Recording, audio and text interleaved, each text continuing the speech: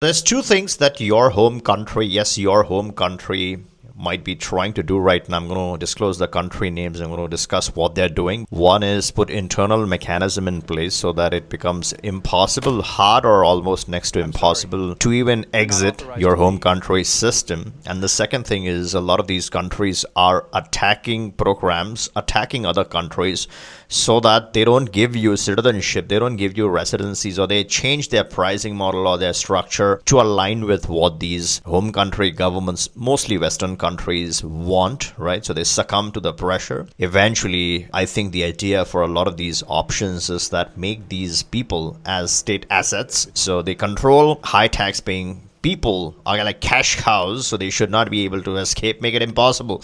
And there's a strategic approach to this. I'm going to discuss this. The other thing that I'm going to discuss in this video, which is very important, is that there are three gold mine options which you should look at starting like right now. Most of you watching should target all three while they are still available. And these are next to free options. When I say free, what I mean is there's no golden visa fees or crazy charges for any of these residencies. They are effectively or next to free. The only cost that you incur is your flight cost, your attorney cost, your accommodation cost, and of course, the cost to live that's going to be there, but there's no fees that you're paying to these countries. Before these options are converted to golden visas, where you're paying 300K, 400K for the same options, this is the time to grab these options before your home countries may snatch this ability from you. In the first half of this video, I'm going to discuss what are these mechanisms in place that they are putting in so that it becomes almost next to impossible for you to exit. And in the second half, I'm going to discuss these three options that you should quickly start right now in 2026.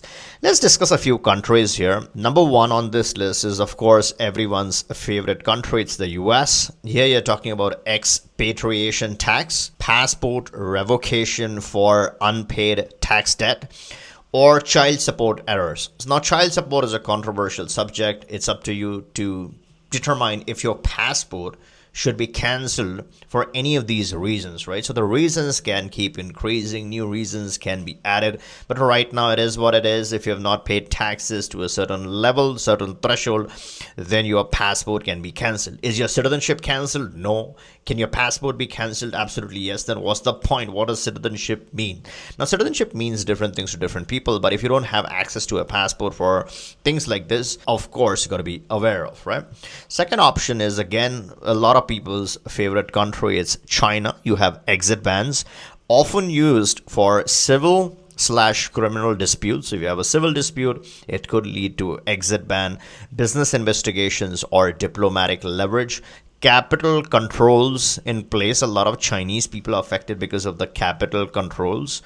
Targeted travel restrictions on family members of persons under investigation. So something triggers an investigation, and I don't need to talk about what triggers a investigation in China. You guys know what I'm talking about. But let's say you are under investigation for whatever reason, your family members can then again be under the spotlight when it comes to travel mobility, travel freedom if you're only their citizen. And a lot of these countries will restrict nationality. Now, they claim there's national security reasons in some of these countries, but the end goal is that you're not allowed to keep a second nationality. If you hold their passport, then of course a dual citizenship is banned. A lot of countries make this a criminal offense to naturalize in another country and obtain a second nationality and keep dual citizenship at the same time. And again, while I'm saying all these things, I'm talking about the reality. I'm talking about things that are happening. You should always follow your home country rules. I'm not criticizing any of these countries. I'm talking about what are the different mechanisms in place that you should be aware of.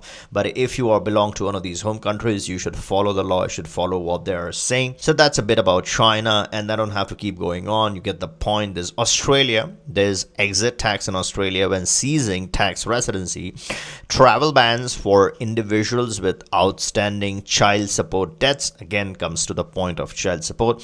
Russia has exit restrictions for those with security clearances, significant debts, or mandatory notification of dual citizenship. That's a new one. Restrictions on minors and certain legal categories. And then finally, the EU and the other Western nationalities are catching up on the bandwagon. There's exit taxes common across a lot of EU states states, for example, Germany, France, Belgium, they want to prevent the tax base erosion. Cash cows should not be able to leave the country. Paying them taxes, they depend upon you. So if you're earning more, you pay more taxes. It's going to be very hard for you to leave. Good luck trying to leave these countries. Selective military service, that's a new one. So let's say the country wants you to enlist in military. It could be a criminal offense if you try to dodge that. For example, Germany famously does that for certain age groups. And for exit taxes, they're usually penalties for leaving your home country, and they design it to obviously suit their needs.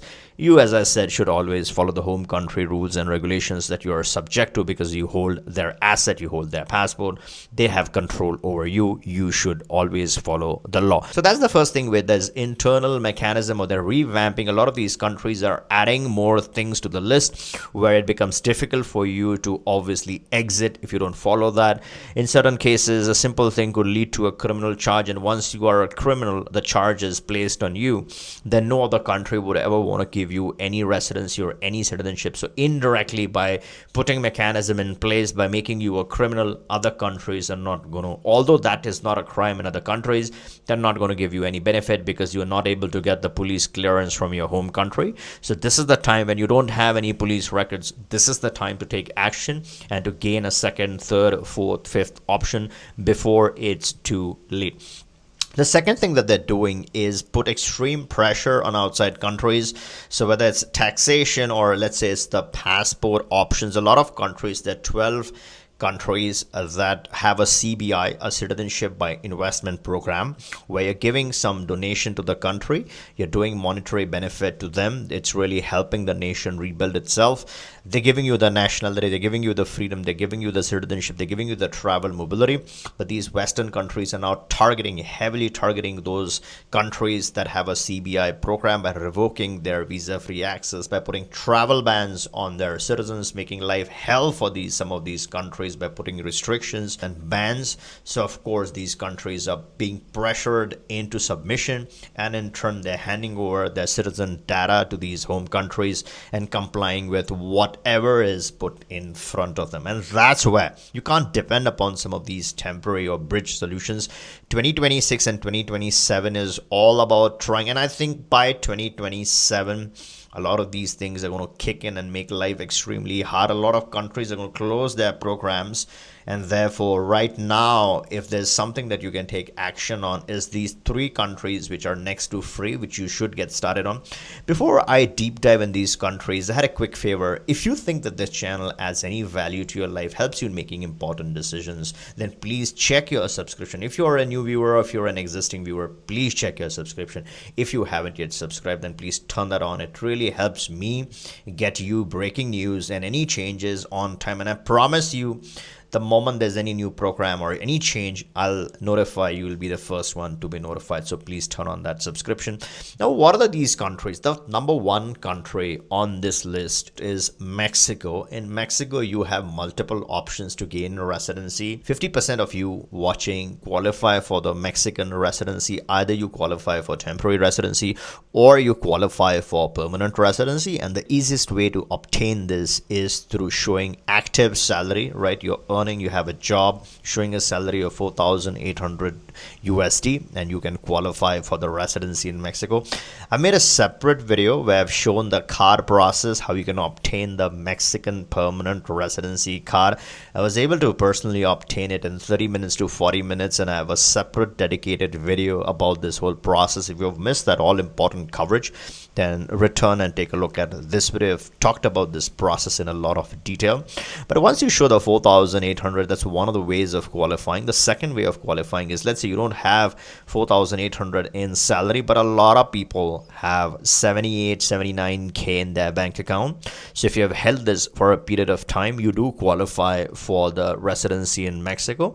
And we specialize in both pathways. So if at any point in time, if you are interested in Mexico or the other 2 options I'm going to discuss, you know what, you can click the link, book a call, we can have a quick chat and get you started with all 3 options as as a package, or any one of these options that best suits you and your family's needs. Now, once you get this residency in Mexico, you can convert this into citizenship anywhere between 2 to 5 years. If you have family connections in Mexico, then 2 years. You can convert this into nationality. If you don't have family connections, if you're doing the normal residency route, then 5 years to nationality. And the physical presence, the best part, the magic of Mexico is that the physical presence is not required initially. It's really required towards the end. So between year number 3 and year number 5, if you can show some physical presence in Mexico, then you can apply for the nationality. It's one of the most streamlined process, and we do specialize in those type of applications. So once the right time comes, we can assist you to file your Mexican citizenship application. One of the most powerful passports in the world. I would rank the Mexican passport higher than the American passport. And if you've missed my coverage why I feel the Mexican passport is stronger or more valuable than the American passport, you can return and take a look at this video. I've covered this in a lot of detail. The second country on this list is Paraguay, again in Latin America. There's no threshold to qualify for Paraguay. The fact that you want to do the Paraguay residency, you do qualify, you're already eligible. So that's why it makes no sense to not do this. And for Paraguay, what you need is your basic documentation like your birth certificate, your police certificate, and stuff like that. So once you have that, our attorney, our team makes sure that all the documents are collected, verified, and reviewed ahead of time. So when you land in Paraguay, it's a straightforward formality. 2 days in Asuncion, and we work on your application. We get it completed. In 45 days, your card is mailed to you to your home location. You don't have to come back to Paraguay. So it's an express option. One of the lowest hanging fruits.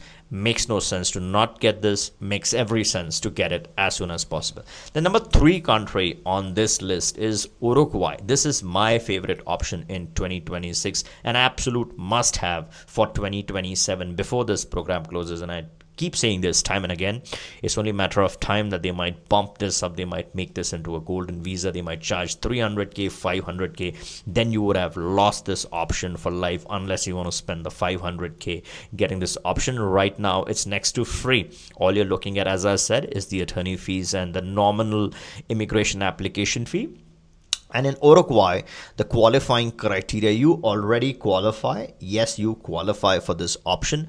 The monthly income that you got to show to order to get this direct permanent paper residency. All these residencies that I'm talking about are paper residency. So no physical presence mandated just for the residency. If you're looking for citizenship, then you just do the minimum physical presence at the right time and then get your citizenship. But in Uruguay, you're showing $1,200 a month. And I have a very detailed video, very deep dive in every single specific of this residency. If you've missed that, you can always return and take a look at this video. The attorney that you would be working with has clarified the entire process in detail. Now, this is a direct permanent residency. It's a paper residency. $1,200 a month qualifies for this one. And you can naturalize in 3 years. Now, when you talk about the fastest natural way to naturalize any country, people talk about Argentina, but in my opinion, and this is none of this information is immigration, legal, or tax advice, but in my opinion, Argentina is not at all the fastest at all. In theory, yes, you can say you live there for 2 years and then you apply for citizenship, but in practice, once you apply for citizenship, it's a long path, right? You got to demonstrate a lot of connection, full-time presence in Argentina and all that kind of stuff. So practically it takes way beyond 3 years in most cases. But when you talk about Uruguay, after 3 years, it's a straightforward path. It's a streamlined option. You absolutely, I wouldn't say guaranteed, but it's mostly certain that if you have done the right thing, if you have spent the 3 years on your residency, then you qualify for this one. In 6 to 12 months, you should be able to obtain your passport, your nationality through Uruguay. It's also a low-hanging fruit. And I think all these 3 residencies should be grabbed. These are the bare minimum. This is the bread and butter. Once you have these 3, you just decide where you want to naturalize at what point in time. All 3 are extremely good passports, and we can get you started with the same set of documentation across these 3 options. And as I said, at any point you want to get started on any of these options, reach us and we can get you started. We can combine this as a package. I hope you liked this video. If you did, give me a thumbs up. Make sure you're subbed, and catch you in the next one.